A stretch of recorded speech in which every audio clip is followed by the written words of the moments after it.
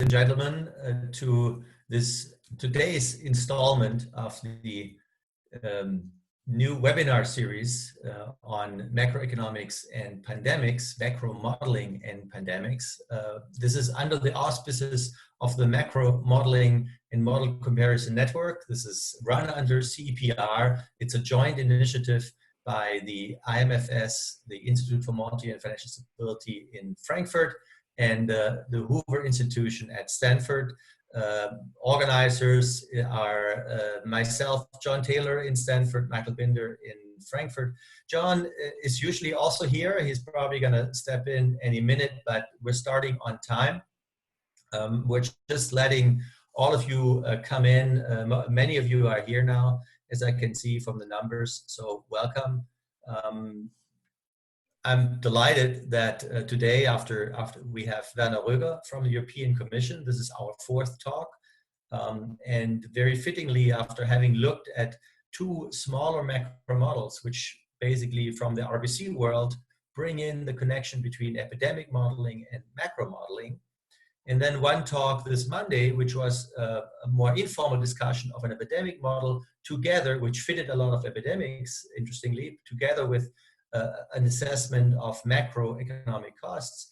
And so very fittingly today we have a study where the focus is on taking the epidemic exogenously, but looking at its effects in a broader macro model, which provides a much more realistic assessment of the overall economy, the adjustment costs, also the options of fiscal policy, monetary policy, etc. And not only is it from a well-known researcher, but with Werner and his team, it's from people working at the European Commission, helping the European Commission comment and prepare policy responses. So there's one more thing I want to mention. I think if you've been looking at the literature on epidemics, Werner and his colleagues actually early on in 2007 already did macro model-based evaluations of epidemics. This was in the aftermath or around the SARS epidemic.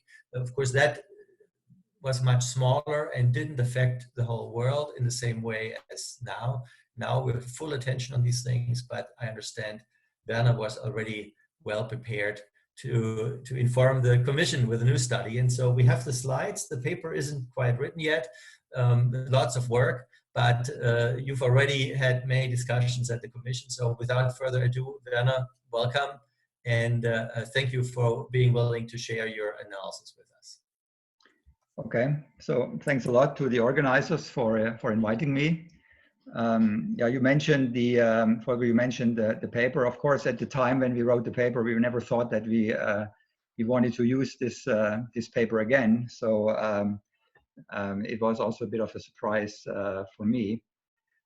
So this is a study about the macroeconomic transition and also the economic policy response using a medium to large scale macroeconomic model. This is joint work with Philipp Pfeiffer and Jan Infeld. These are colleagues of mine in DG ECFIN at the European Commission. And of course, the views expressed in this presentation are our own and not those of the European Commission necessarily. COVID-19 is a dominant economic shock, which will shape economic activities in the year 2020 and beyond. Nearly all forecasts published in spring project the deepest recession in the post-war history. And governments have announced massive stabilization efforts. Besides automatic stabilizers, short-time work allowances and liquidity support measures in the form of government guarantees are the dominant instruments that are used to fight the pandemic on the economic front. The structure of my presentation will be the following. First, I will talk a little bit about how we are adapting the Commission's macroeconomic model Quest 3 to analyze the pandemic. Especially, I will talk about how we're defining the shocks for the model. Then we look at various transmission channels of the shock. We quantify their respective impact on depth and duration of the recession. and we present some analysis on the effects of short-time work allowances and liquidity support. A few words on the Quest model. The version which we are using here is a bit streamlined. It's an EU aggregate version, and it's a two-country model with the EU and the rest of the world. The Quest model as such is a fairly standard New Keynesian model, which means it has a neoclassical growth model as its core, and it has a number of frictions in order to make it useful for looking at also short-term impacts of shocks. The frictions that we are looking at are nominal price rigidities, which lead to a price-Phillips curve, nominal and real wage rigidities, which lead to a wage-Phillips curve, employment adjustment costs. We also allow a share of households to be liquidity constrained, but we actually remove one friction or one persistence measure from the model for studying the pandemic. Namely, we are not allowing habit persistence to play a role. So that means that we're expecting that once the lockdown is over, consumers will actually exit very rapidly and move back to their old consumption habits and also to their consumption levels, given their budget constraints.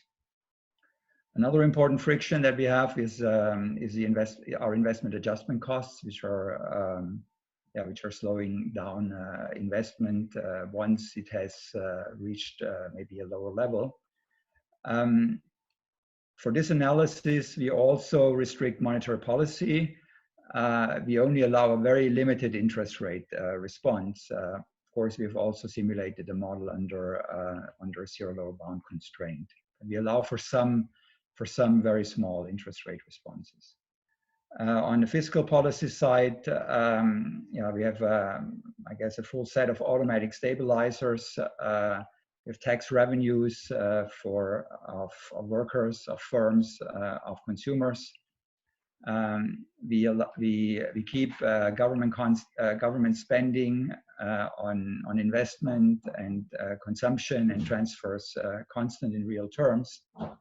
And we also have an unemployment insurance system as an automatic stabilizing mechanism. The transmission channels I'm going to look at are supply shocks through containment measures, but also shortfall of consumer demand. And this is very much oriented at the work that we did with Lars Jonung in 2006, where we mostly concentrated on supply and demand shocks.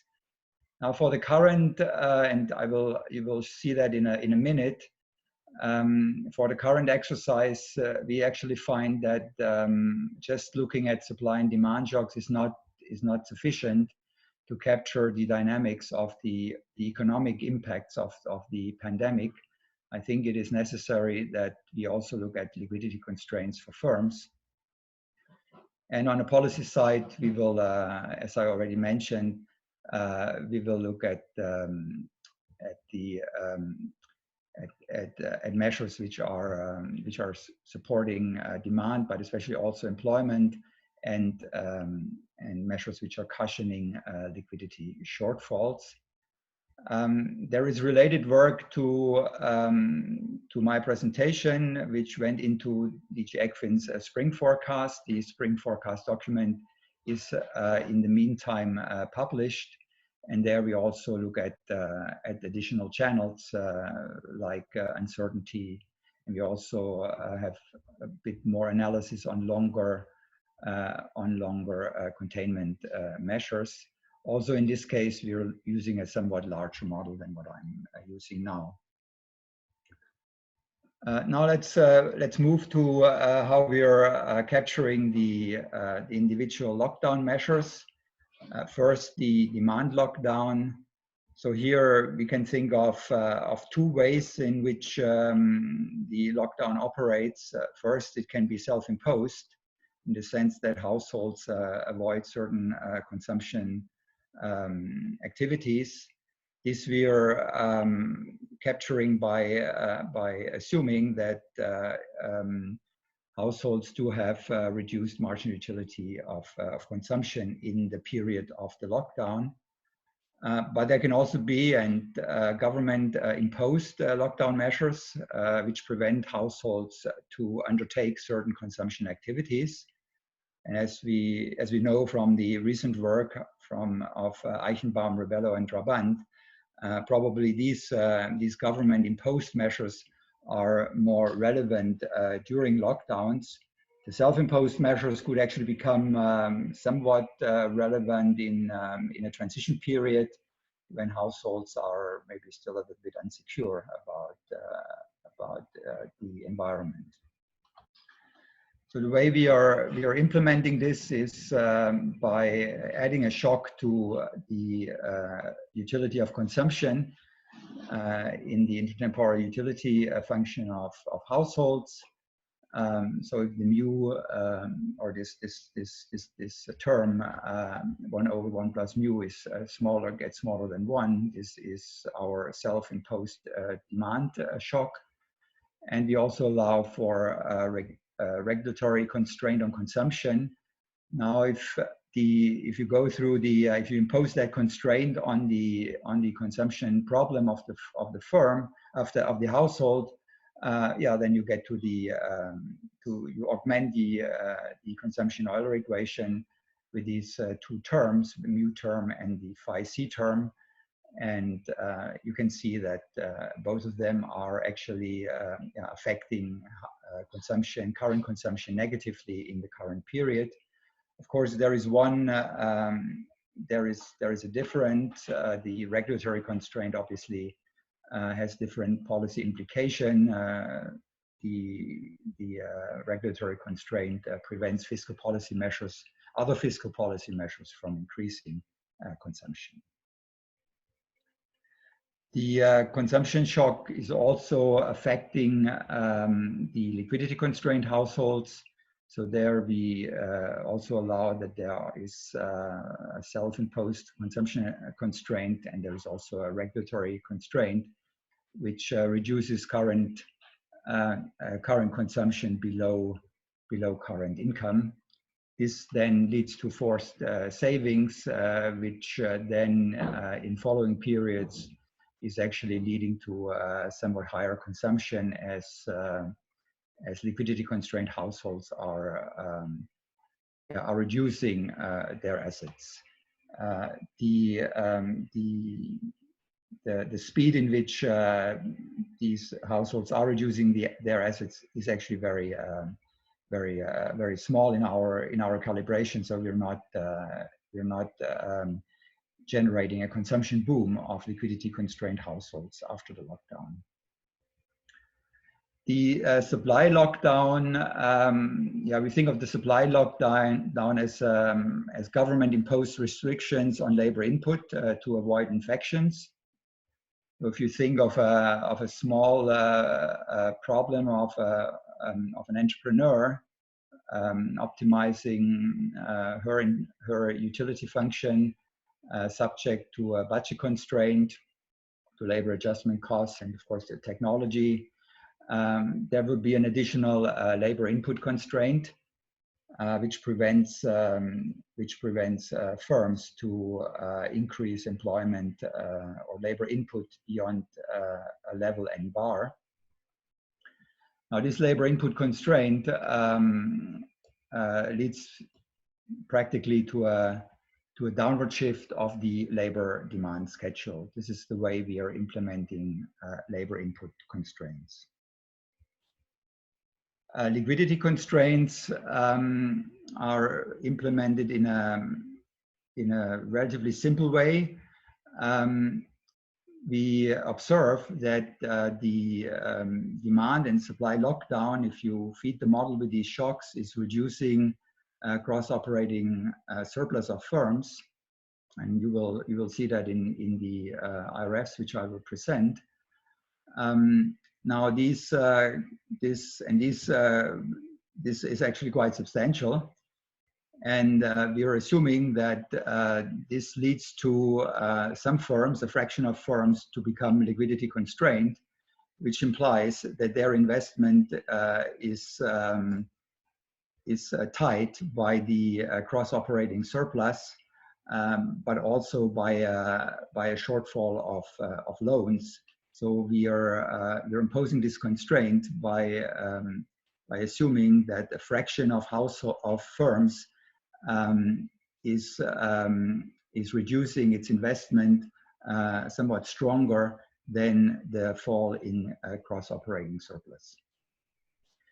We implement this via an augmented investment rule. So the standard investment rule that we have in our model is a Q equation, and we're adding we're adding a term where a share SLI of firms are constrained in their investment by the cross-operating surplus.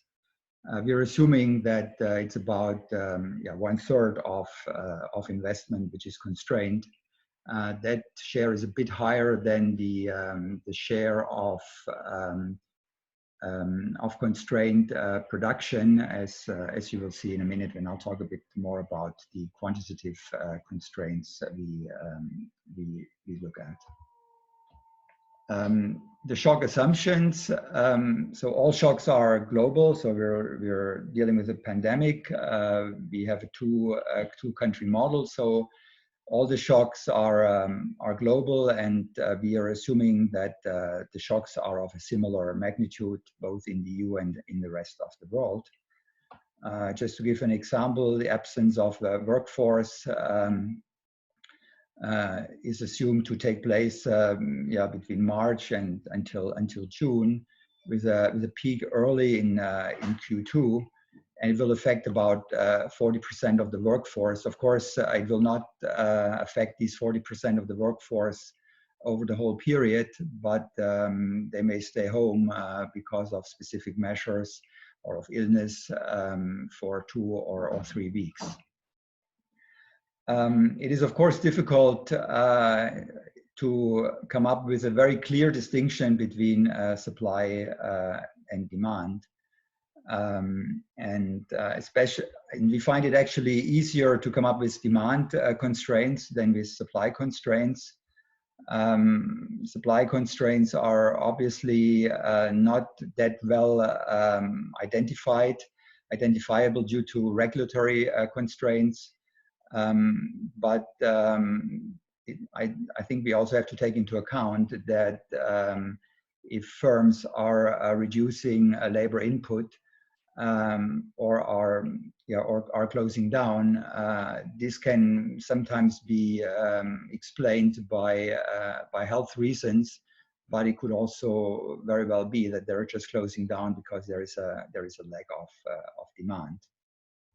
Also, one has to be aware that supply shocks can have a Keynesian feature, as we know from recent work of Guerreri et al. Our assumptions on demand and supply are built up by looking at possible impacts of government measures across sectors, and just to look at a few of them, we assume, for example, that in Q1 and especially in Q2, air transport. So in Q2, air transport will decline by about 82%.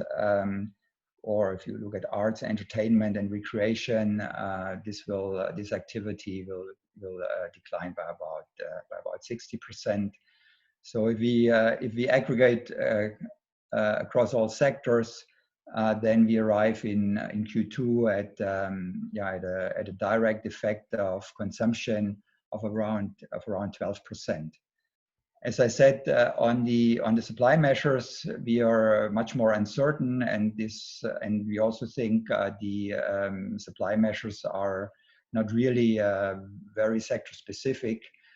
So partly reflecting our uncertainty and partly reflecting the fact that there is not so much specificity concerning supply measures.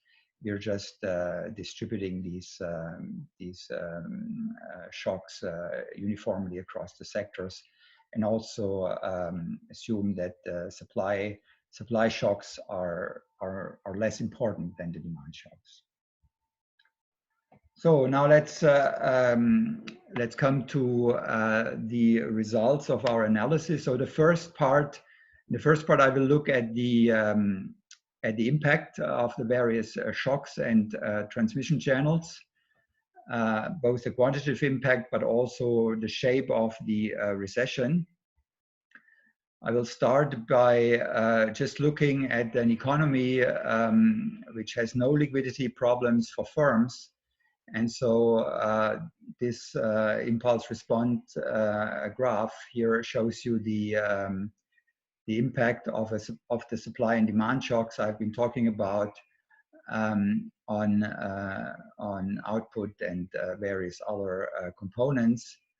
As you can see, if we look at these effects, and you see, and at the bottom right, you see the pandemic shock. So it's just it's a 2-quarter shock, a relatively small shock in the first quarter and a strong shock in the second quarter, but completely terminates after the second quarter.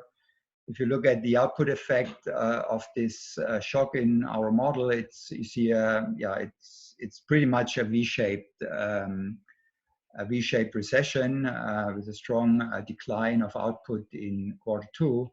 And then, and then a recovery nearly to the baseline level in the third quarter.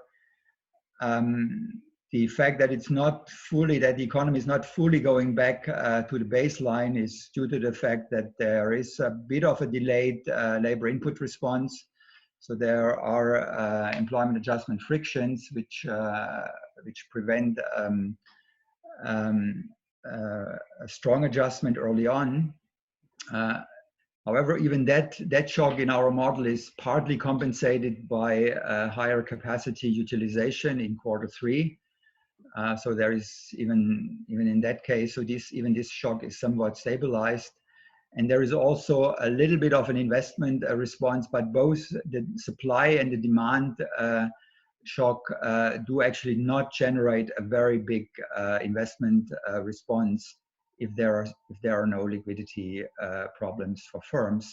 This is simply a very temporary shock, which is foreseen by investors to be temporary, and therefore they're not changing their investment plans very much. However, one interesting feature of this pandemic shock is the evolution of the cross-operating surplus, which in our model is more or less the inverse image, the mirror image of the wage share, and the cross-operating surplus is actually falling quite substantially. This is partly due to I think to European labor markets, which prevent a strong decline of employment and of the real wage, and so it's especially driven by this strong demand shock, which is reducing revenues and keeps labor costs not constant, but labor costs fall much less, and therefore we do have a strong decline in the cross-operating surplus. And so and therefore it is obvious to look what happens if there is this link I was talking about between the cross-operating surplus of firms, so firms getting liquidity constraint and investment. And if we allow this link, then the picture is changing somewhat. This liquidity channel that we now have in the model makes the makes the recession somewhat more persistent. So we see now a strong decline of investment and a relatively weak recovery, despite the fact that the liquidity restriction is only for Q1 and Q2. But here the investment adjustment cost feature is keeping investment low for some time. The stronger decline of investment also has an impact on labor input, which is now also becoming more persistent. And these two factors together are making the output effect a bit more U-shaped. Also, of course, these additional effects have further negative implications on cross-operating surplus. So we think that to understand the current pandemic, which has led to a very strong lockdown, it is actually necessary to introduce liquidity constraints for firms. Now let me talk a bit about about fiscal policy. So the announced fiscal measures that we have collected, or we didn't collect them, but our colleagues in DG ECFIN have collected these measures by doing a survey across member states.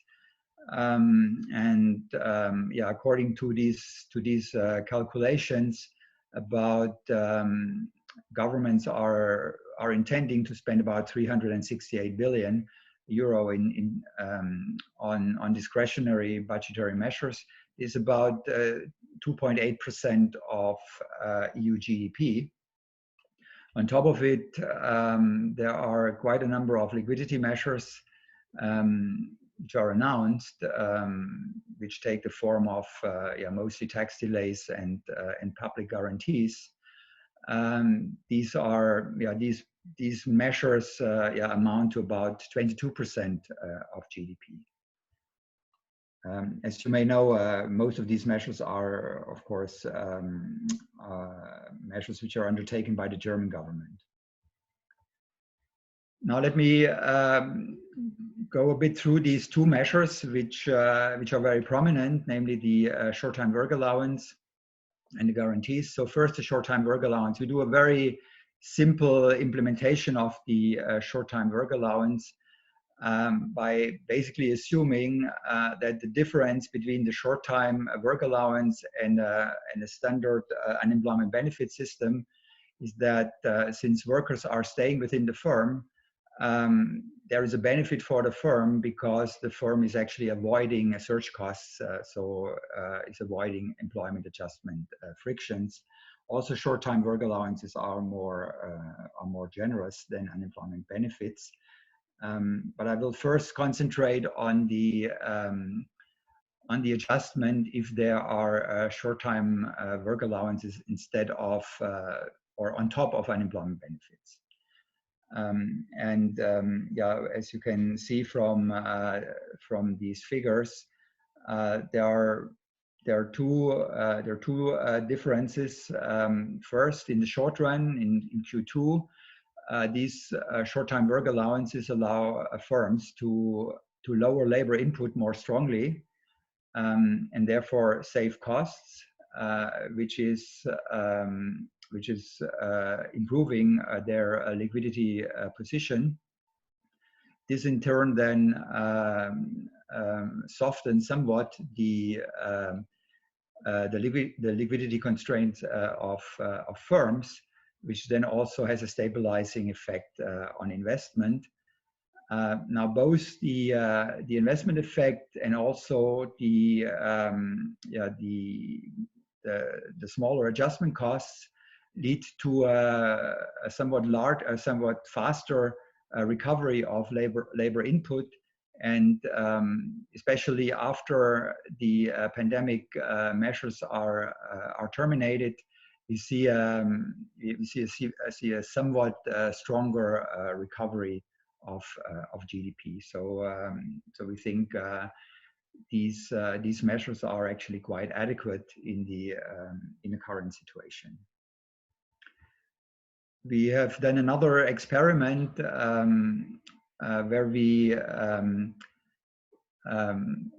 give these 2.8% of discretionary measures to liquidity constrained households in Q3 and Q4, and just to look to what extent these measures, if given after the pandemic, after the lockdown has stopped, whether these transfers do actually have an impact.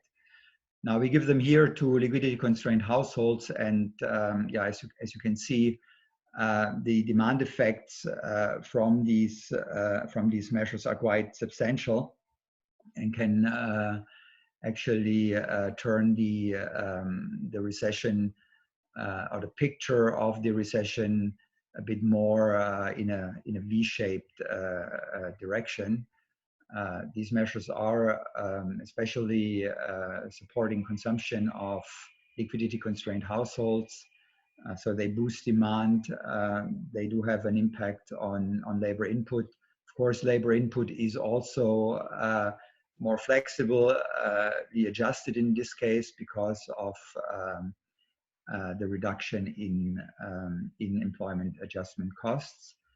Of course, also these measures, if you look, are also improve risk sharing within the economy.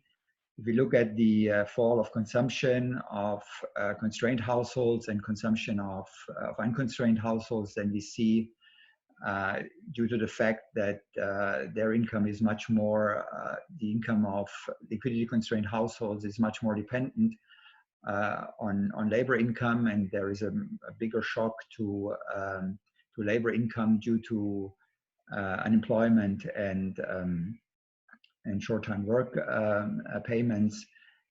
They have a much larger income loss, and so these transfers provide some risk sharing.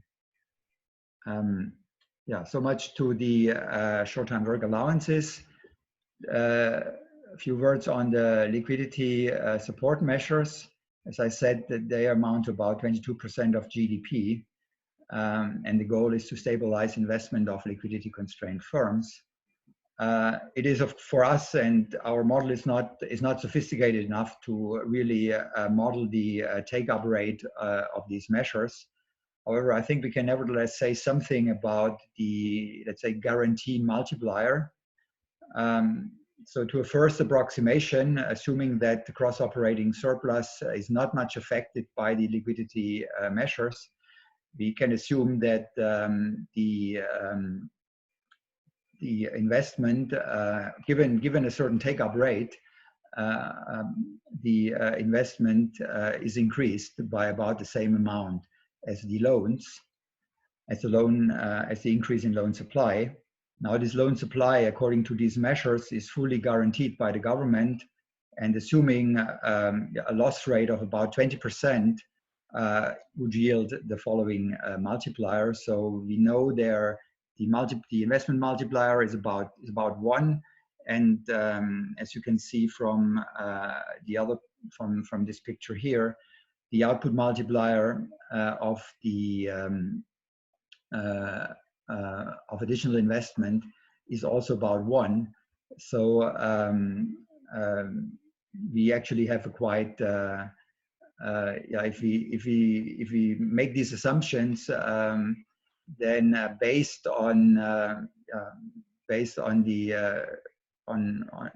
assumption that these liquidity support measures are actually used to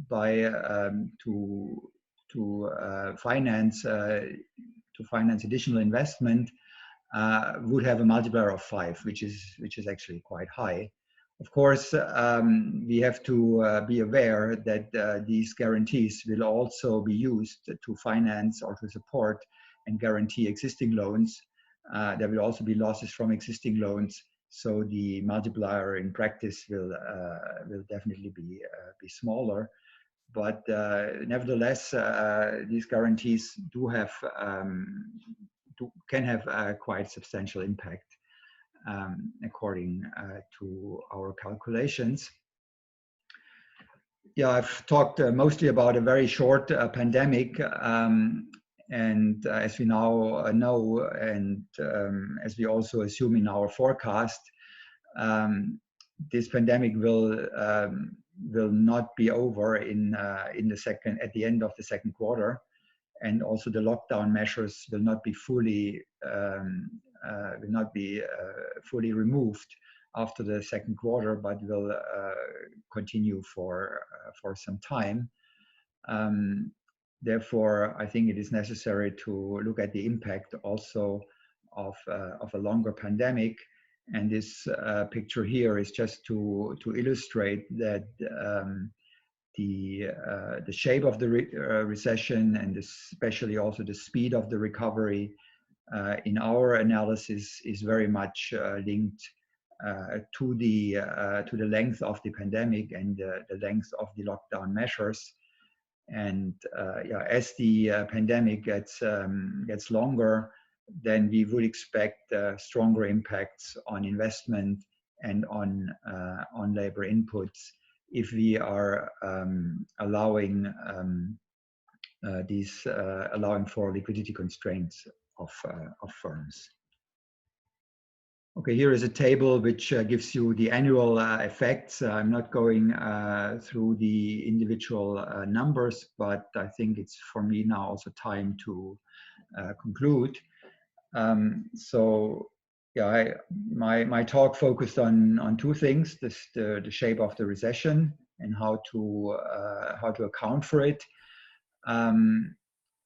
Temporary demand and supply shocks lead to a V-shaped recession in a standard New Keynesian model. However, if one looks at one feature of a lockdown, namely the strong decline of cross-operating surplus and the liquidity problems possibly imposed by that, we can actually expect that the recession will be more persistent. And on policy, yeah, we know that lockdown itself cannot be stabilized when it is present. Therefore, policy should target the exit. We have looked at two measures which are, I think, very prominent among governments, namely short-time work allowances and liquidity support, and we find that these measures are actually quite adequate. Of course, we should still compare them to other measures, but I think the design of the measures and the transmission channels we have been looking at really suggests that these are quite adequate measures. Okay, I think that's the end of my presentation. Well, thank you very much, Werner, for this very clear presentation. Coming from the earlier talks in the last three seminars, we're now really going into trying to understand the whole range of macroeconomic effects and potential policies. Thanks a lot. Let me also, we started right away, so let me hand over to John before going to questions to see if he has any comments and questions. But I forgot to announce to everyone, you can use the question and answer tool in Zoom. There are a few questions, but there can be many more, and you can also vote on the questions. So while handing over to John, see what he thinks and say welcome to him, please take a look at the questions, and if you want to enter some questions. I have a number, so if you don't enter any, I'll get to ask them. But John. Yeah, thanks, Volker. It's a very interesting analysis, a challenging set of issues to address, for sure. I just had, I didn't say too much about the role of monetary policy. Wanted to ask if you could think about how to add that one way or the other. And second, is there, the table that shows the impact by industry is fascinating.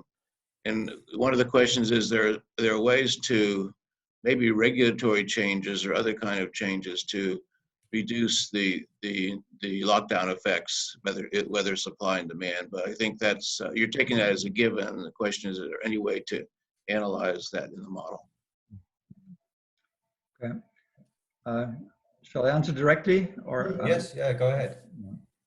Yeah, on monetary policy, I mean, we're assuming that there is actually a Taylor rule but we have a very strong lag on the lag, a very strong very high value on the lagged interest rate in the Taylor rule. So we try to really restrict monetary policy to practically to not being very responding, which is, I think, quite a reasonable assumption for Europe, especially on the since the nominal rate is at the zero bound. Currently, there is some, of course, some room for maneuver for the central bank, but not at the scale that we know from other recessions, where central banks would be able to reduce interest rates by 3 or 4%. That is obviously not possible, and even 3 and 4% reduction of interest rate, given the scale of the recession, would probably not be enough. So there are certainly limits, in our view, on what monetary policy can do. Of course, we are making a number of other assumptions on monetary policy, and here especially on the way monetary policy in Europe, through asset purchasing programs, is also trying to stabilize the debt payments, debt burdens of governments. So we see the role of monetary policy in the current recession mostly in trying to stabilize the government budget. On the measures, the regulatory measures, we of course take them as given. We're not trying to let's say to optimize on the measures. One interesting question obviously is how one should think of supply and demand measures. So we have a relatively clear view on that. We believe that the measures which are taken are mostly demand measures. One could, of course, also imagine a scenario where governments would take stronger impose stronger supply constraints. We find also empirically supply constraints not really that important, because we see that supply constraints are actually quite inflationary, and we don't see a lot of inflation. So we do think that the demand measures are the most important measures currently taken. Before going to the questions which have been accumulating, just one quick question. When you look at the effect of the guarantees, which is the biggest measure undertaken not only in Germany but across the board, also Italy has even larger guarantees. You make the assumption that, if I understand correctly, it's mostly to finance loans to new investment. But there could also be, or probably a large part, is really to finance the wage bill, right? All these companies who don't have any income at this time. And by the way, tax measures could do the same thing. You know, if they've paid tax in a profitable period before, we could now let them basically account losses against past taxes, which would be a direct transfer. But both of that would be looking or targeting the wage, help the companies to finance wages, also in the startup. I mean, not everyone is in short-term work. Right. So could that be done? Because it seems unlikely that they're doing a lot of new investment with these, at least right now, with those loans. Yeah. Well, actually, I think it was a bit misleading what I said.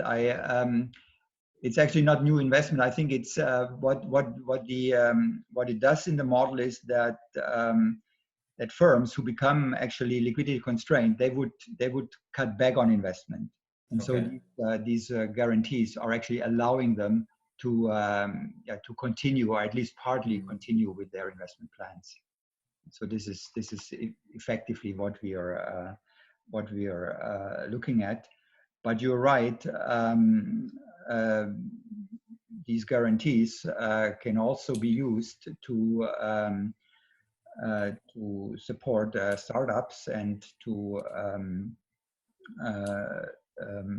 help sustain the wage bill, and that would of course also, if let's say in our model, that would work similarly. It would also stabilize the gross operating surplus, would have then further impacts on the liquidity of the firm and on their other activities. So I think, similarly, it would also be quite stabilizing. Of course, when we talk about the 22% of GDP guarantees, especially here, what I'm showing here, we have a very low take-up rate. We have a take-up rate of about 2 or 3% of GDP. That of course would suggest that maybe a large part of these guarantees are actually going into supporting also wage costs for firms. Okay, thank you. Let's go to the posted question first. Gabriel Fagan, Werner, could you say something about the pattern of inflation during the simulations? It seems quite different from the sort of commentary we see, for example, in the FT. Yeah. Okay. Yeah. Let's maybe look at the.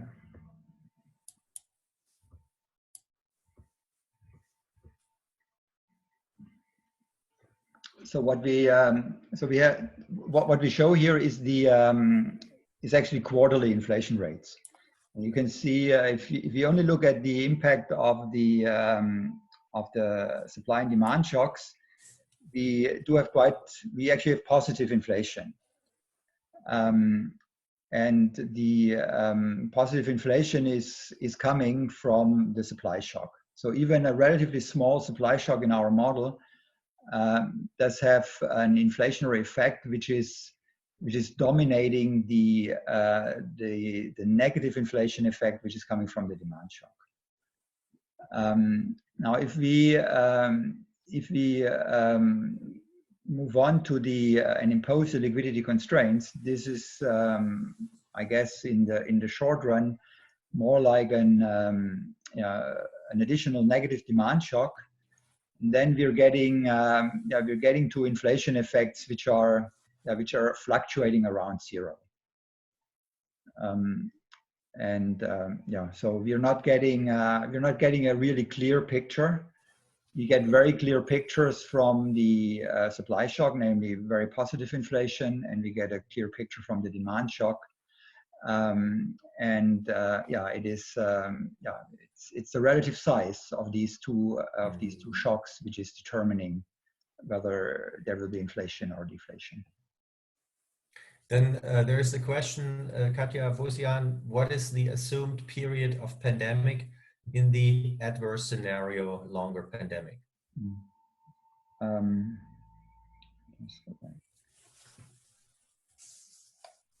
mean, here it's very stylized in this model, or in this exercise. You can see the pandemic is actually ending at the fourth quarter of 2021, but is essentially falling very strongly after Q2. In our forecasting, in our forecast project for DG ECFIN, we have made different assumptions. We have two alternative scenarios. One scenario where first of all, the pandemic or the lockdown is longer in the second quarter. So our lockdown, and that's similar to what we are simulating here, is a lockdown where already at the beginning of June, the economy would be opened. If the economy would only be opened at the end of June and beginning of July, and if on top of it we would have additional measures for risk groups, also take into account the tourism season being affected in the summer, then we would have a much stronger negative output effect. So in our simulations, we for the forecast we had a negative output effect of about 8% with a relatively benign lockdown. If we make this assumption, then the output effect would be about minus 15%. Another scenario we have been looking at is a scenario where the pandemic is coming back, a second wave of the pandemic is coming back in the fourth quarter of 2020 and extending to the first quarter of 2021. In this case, of course, we would also get a much more negative effect on output. It would be about minus 10%, and we would get, of course, a much more prolonged recovery, which would go into 2021. So the next question by Michael Ornstein, it's a long question. I'm trying to summarize it. So he says, well, you assume that consumption behavior is going to be back to normal pretty soon once the lockdown is off. He wants to challenge that. There's no vaccine maybe, and also health considerations may be influencing consumption and investment for a longer time. For example, because there's a fear of a second wave of epidemic, or generally because of the incentive to switch consumption or go for more social distancing to reduce your risk of catching COVID-19. So can you say something to that? Yeah. So if you change consumption investment behavior, how does it impact the model results? Yes, I mean, first at the beginning of the pandemic, I have to admit we were very optimistic about the length of the pandemic, and we thought that it will be a relatively short event, and we thought that we should actually turn off mechanisms in our consumption function which would make the adjustment of consumption longer lasting. Now I think this was probably not the best choice. I think the assumption we made on not allowing or of changing habit persistence should probably be changed to have to get to a more optimistic or a different picture or a more realistic picture. Of course, habit persistence may not be the right mechanism in the model either. I guess the right way of modeling an exit is a self-imposed restriction on consumption.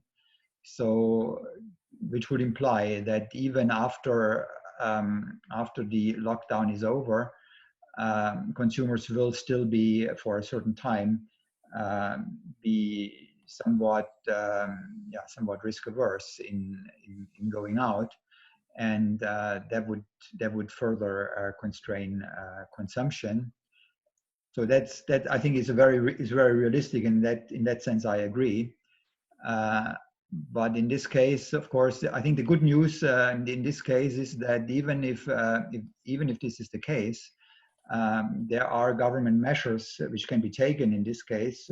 For example, lowering the value-added tax to stimulate consumption. So I think even though the lockdown may have effects on consumer behavior, the fact that the lockdown is over and that consumption opportunities are available, there are better possibilities for governments to actually do something.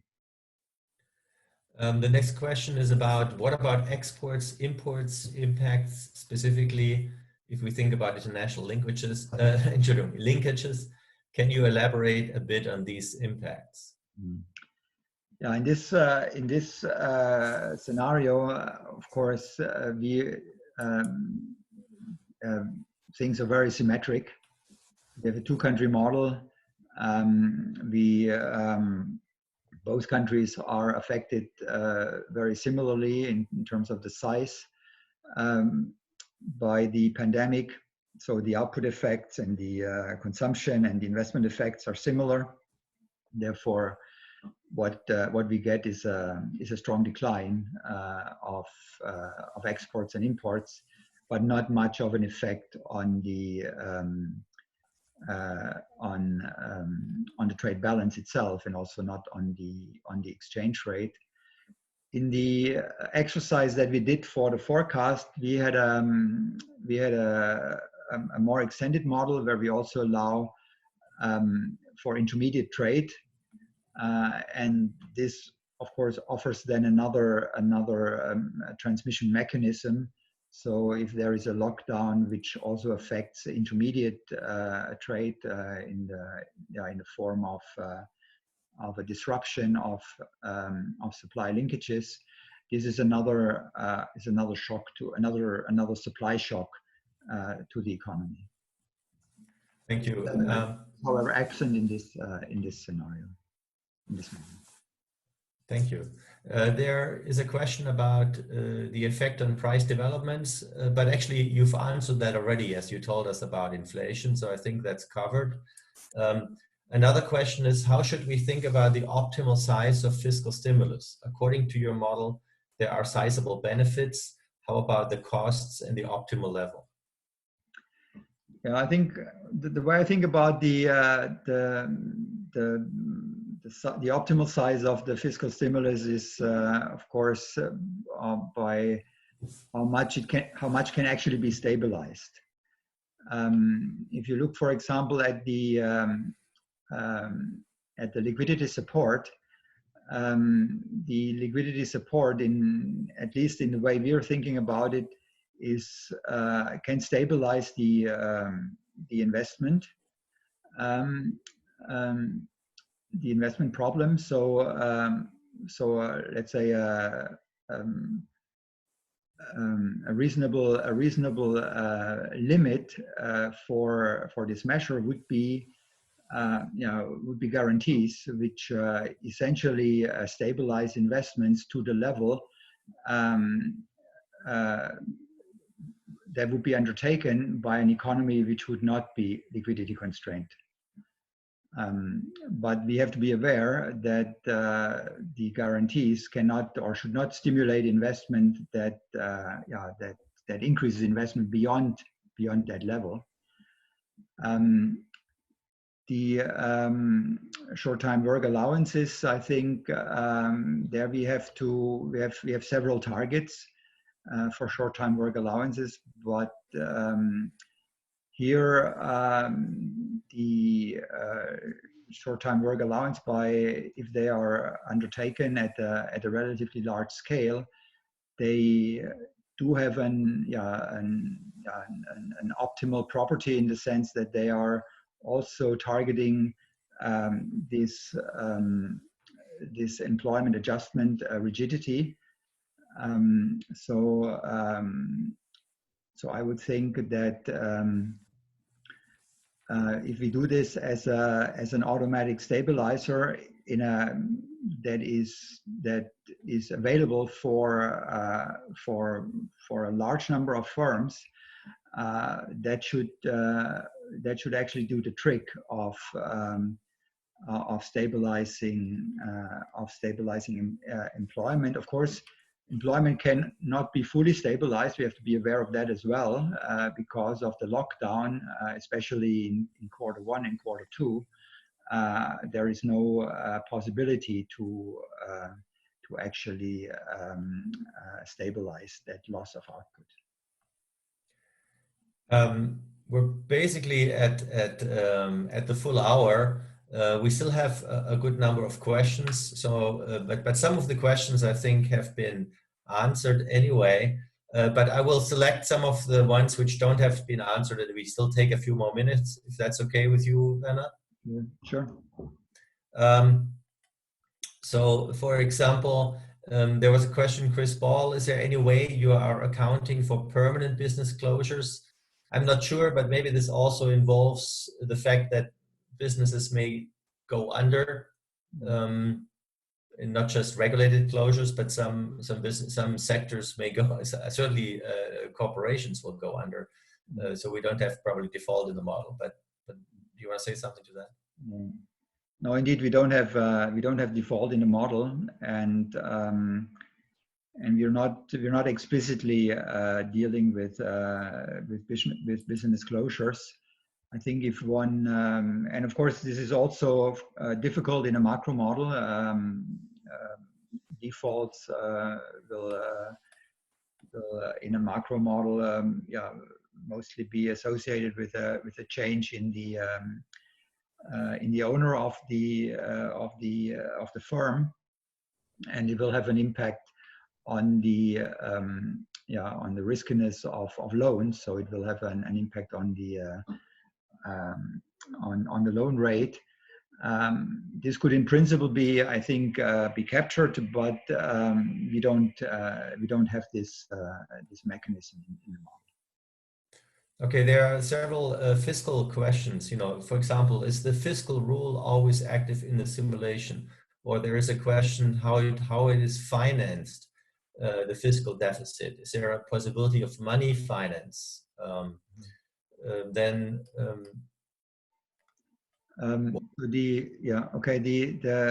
There is a fiscal rule in the model. So the fiscal rule is such that it's the labor income tax, which is eventually financing government debt. For these simulations, we are actually turning off the fiscal rules for quite a number of years. Households and firms anticipate that the increase in debt will eventually be financed by an increase in labor income taxes. There is no, in our model, there is no, or at least we have not experimented with money financing. Of course, I guess it could be done, but it's not something that we have implemented in our model. It's also in Europe, under the current legal framework, somewhat difficult, but we'll see. But given the importance of the reduction in gross operating surplus for liquidity problems, what is your opinion about the effect of the fall in the oil price in supporting gross operating surplus for importing countries? And we are importing countries. Yeah, of course, that's something that we have not taken on board, but we do, of course, we are of course aware of the fact that the fall in the oil price is a stabilizer for the economy. There's a question about measures. What measures have been put in place for non-marketable assets to be accepted as collaterals from small and medium enterprises who seek working capital loans? It's a bit beyond the model, but I don't know if you want to remark something on that. I'm not a specialist in this area. So I'm more or less taking the figures that my colleagues collect, but I'm not a specialist. So. Yeah. There's a question about the slides that will be posted on the website. So the paper is not written, but that's in process. Paper is not written, but we hope to have a paper relatively soon. Unfortunately, in our type of work, there is we cannot really plan ahead. There may tomorrow maybe some other projects coming up, but we're obviously very interested in writing up a paper and explain a bit in more detail what we have done. Yeah. Maybe one more question here. It also goes beyond the model, but it's an interesting one. How do you think government stimulus could affect the fiscal deficit, considering that a few governments are already reeling under fiscal shortfalls? So, yeah, I mean, of course, I mean and you can see in the impulse responses, we do have quite strong effects of the pandemic on the government balance, and also in DG ECFIN's projection, we think that the debt in the EU will rise between 10 and 20 percentage points in the coming year. So this will be quite substantial. And as you know, there are a number of efforts to stabilize financing of governments. One avenue is the ESM loans, which have now made available to governments to cover about 2% of GDP in terms of loans. And there are also discussions about how to use the budget of the EU to redirect funds and loans to governments which are under fiscal pressure.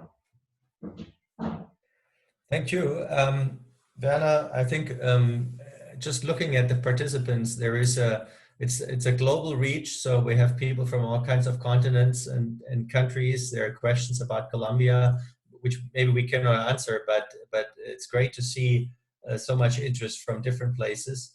I think we're pretty much towards the end. So I would ask John if he has any final points, and then I would tell you a little bit about the upcoming talks. John? Oh, go ahead. Give a little preview, and then we'll be done, Volker. It was very good presentation. Great question. Thank you. Excellent presentation. Very clear, very useful. Thank you very much, Werner. What's coming up on Monday, May 18th, we have Warwick McKibben, and I mentioned the global nature, so Warwick will be based in Canberra, Australia, and it's hard with the time zones, and so we have changed the time for the seminar. It will be at 2 o'clock in the afternoon Pacific time, and John Taylor will be hosting the seminar. So, and hopefully we can extend our reach to Asia and Australia. For of course, for Warwick it will be an early time. For here in Europe it will be rather late. But anyway, you can register on our website. I think it will be fascinating, but it will take the kind of analysis we've seen today to a global level, global macro impacts of COVID-7 scenarios. And then on Monday, May 25th, we will have Gernot Müller here. He will talk at the regular time, 8 a.m. Pacific time, 5 p.m. In Europe or in Frankfurt. That will be Gernot Müller on basically the effects of Corona on income distribution using a heterogeneous agents model. And there will be 2 more talks after this. Let me mention one already. There will be a reminder with an update of future seminars, but one will be by Luca Guerrieri on Wednesday, May 27th. So thanks to everyone for coming. I think it was fascinating. Thanks to Werner Roeger, especially, and good to see all of you. So goodbye from my side. Have a good evening in Europe and the rest of a very good day in California. Hopefully we can come slowly more and more out of these lockdowns. So goodbye from my side. Thanks. Thank you. Thank you very much.